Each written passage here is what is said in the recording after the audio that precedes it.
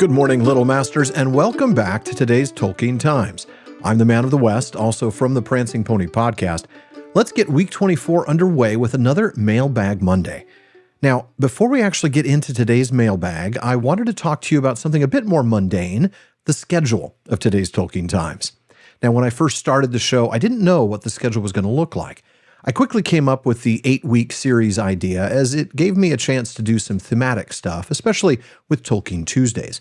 Now, the 2-week break between series made perfect sense. It was just enough time to roadmap and start to prepare the next 8 weeks worth of episodes.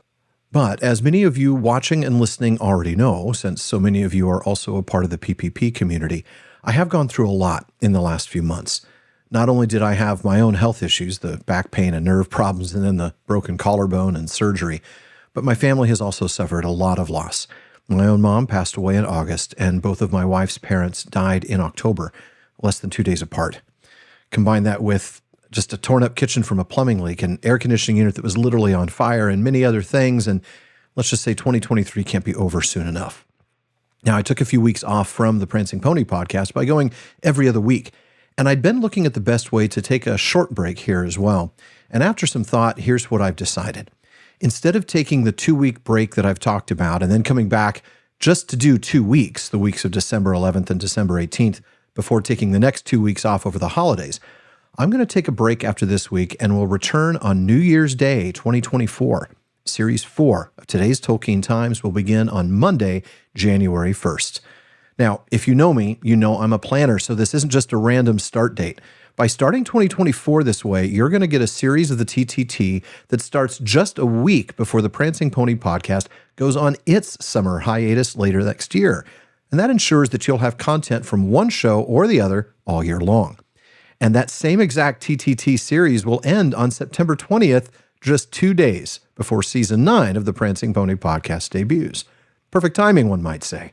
So every year will consist of 5 8-week series with 4 2-week breaks in between, and then December off each year.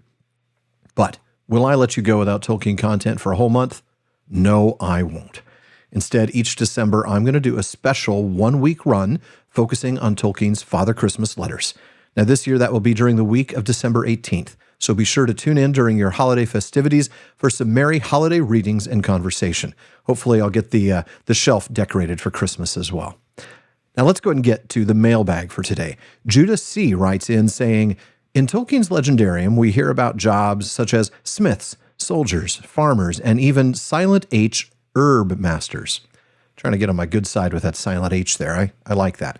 Judah goes on to ask, but what about other jobs? Are there elven attorneys? What about hobbit pediatricians and dwarven tax managers? Are there real estate agents in Esgaroth?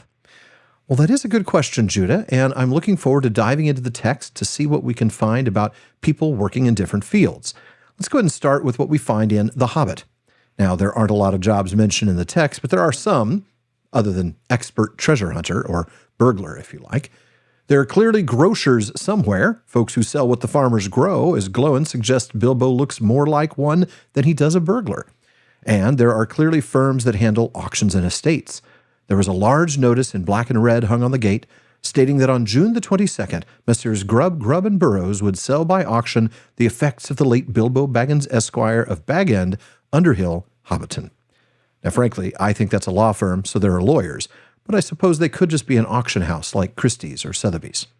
Now, we can also imply many jobs based on some things that we find in the text. I mean, clearly there are people who craft pipes, given how Bilbo is so often smoking one.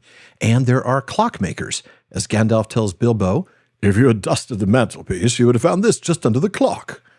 And while we don't meet Sandyman the Miller until The Lord of the Rings, thankfully, Bilbo ran as fast as his furry feet could carry him down the lane, past the great mill, across the water, and then on for a mile or more.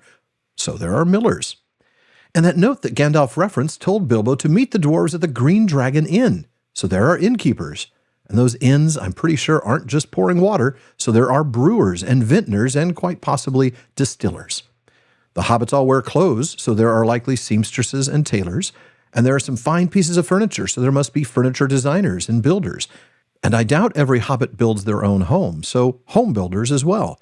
Probably some that specialize in the underground smiles like the one Bilbo lives in. as well as those that specialize in above-ground built homes. Now, I doubt Bungo Baggins built the magnificent bag end for Belladonna Took with his own rich hands. Now, from The Hobbit alone, regarding the elves, we know there are at least winemakers and prison guards, but our time with them is limited, so we don't learn much about them.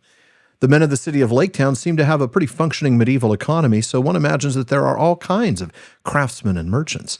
We know at least that there are raftsmen, raft steerers, cask makers, boat makers, rowers, a master, his counselors, and more.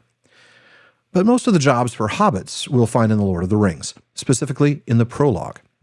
Now, we read there that hobbits do not and did not understand or like machines more complicated than a forge bellows, so there are smiths, a watermill, so there are millers, or a hand loom, so there are clothing makers, though they were skillful with tools. We are told indirectly that they practice a lot of crafts because we read the only craft little practiced among them was shoemaking. Now, historians and genealogists were likely jobs, well, certainly the latter.